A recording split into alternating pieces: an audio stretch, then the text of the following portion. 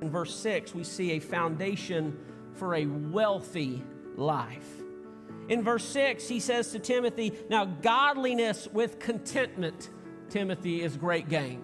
There's two words here that make up the ingredients for what we would call a wealthy life.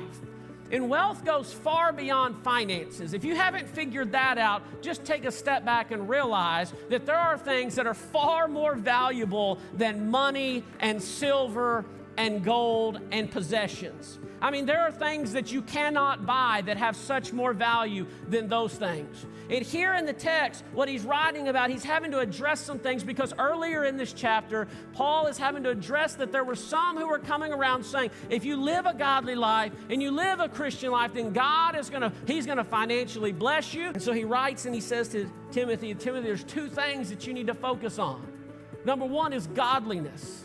That you and I would seek after a holy life, living and seeking to please God and seeking after God and the things of God. And he says godliness is good, and you and I need godliness.